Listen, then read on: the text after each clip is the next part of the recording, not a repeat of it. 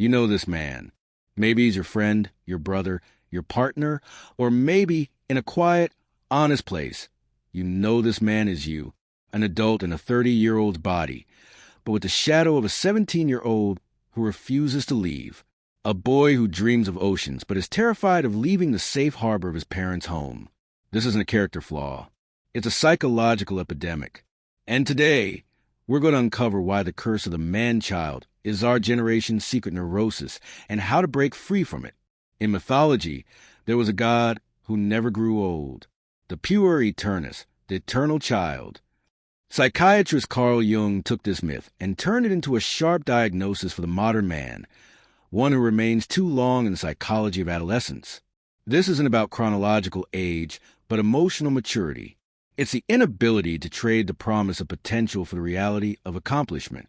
This man is a master of starting projects and never finishing them. He dreads commitment, whether in a relationship or a career, because every choice means the death of all other possibilities. His life is a permanent rough draft, a dress rehearsal for a play that never premieres, always waiting for the perfect moment, the perfect job, the perfect partner, which, of course, never arrive. The digital world has become his artificial paradise. Pornography, video games, and infinite scrolling offer instant gratification with no risk, no effort, no chance of failure. They are safe havens that shield him from the greatest terror of all, the crushing weight of responsibility and actual adult life. It's a comfort that comes at a terrible price. His purpose. This condition, which psychologist Marie-Louise von Franz predicted would spread like a plague, has hit the Western world hard. And the first step to finding the cure is understanding that the root of this problem isn't laziness, but a much deeper wound, formed in the most sacred place of our childhood, the relationship with our mother. Every journey begins in the mother's arms. It's an essential bond of love and protection, forming what Jung called the mother complex. In a healthy scenario, this bond gives us the security to eventually explore the world. But when the father figure is weak or absent, the dynamic turns dangerous. The mother, starved of her own emotional support, projects her needs and fears onto her son.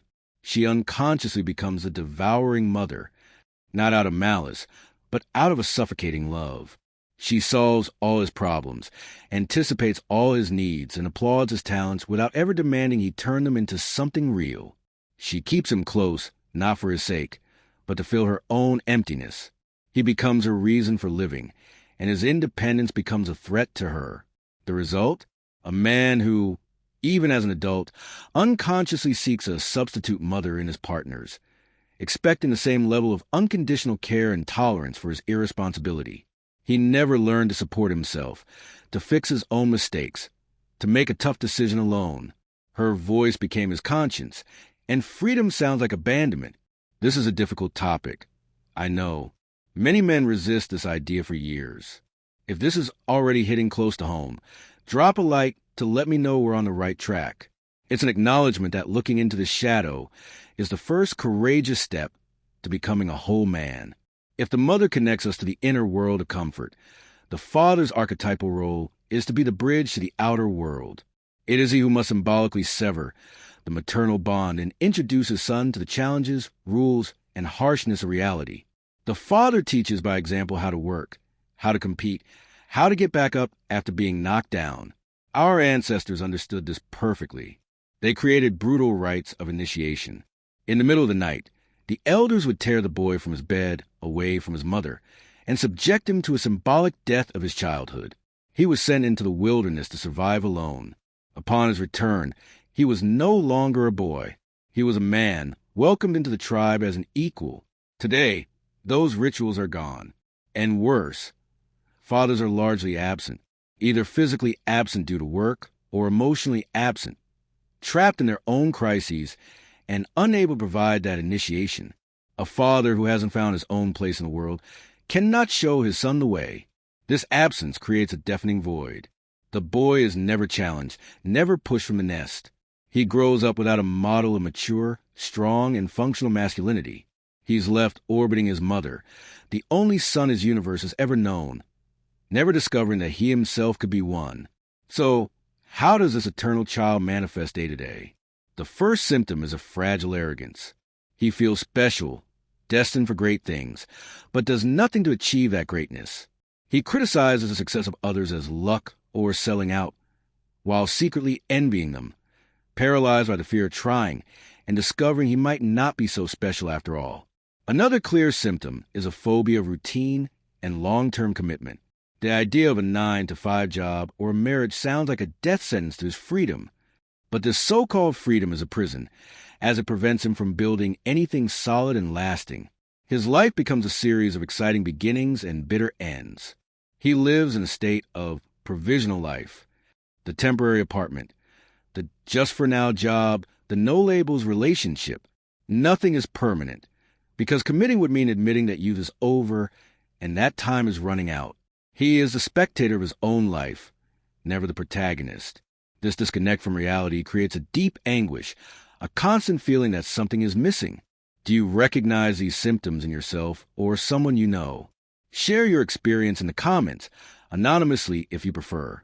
Your story could help someone else feel less alone. If the problem is fleeing responsibility, the antidote then is to embrace it radically.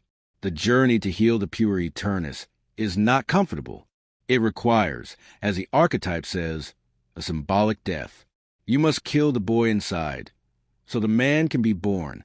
This starts with concrete actions, not magical thinking. First, find your burden.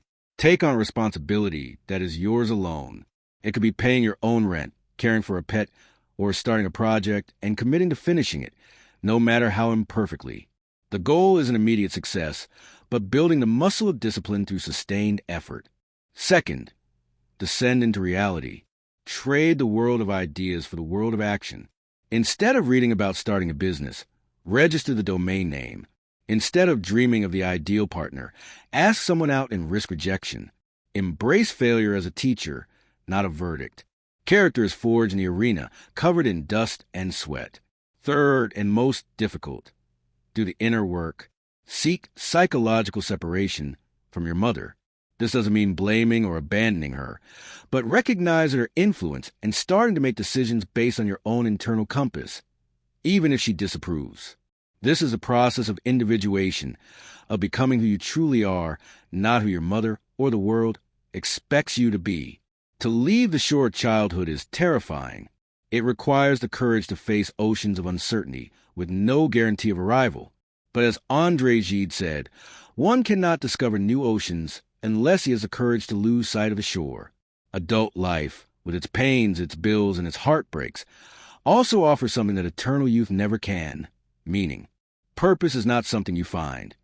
It is something you build day by day, with every responsible decision, every overcome obstacle, every promise kept. The journey to stop being the boy isn't about losing joy or the ability to dream. It's about gaining the strength and integrity to make those dreams a reality. If this video served as a map to begin that journey, subscribe to the channel. We'll continue to explore the depths of the psyche, so you can finally become the captain of your own ship.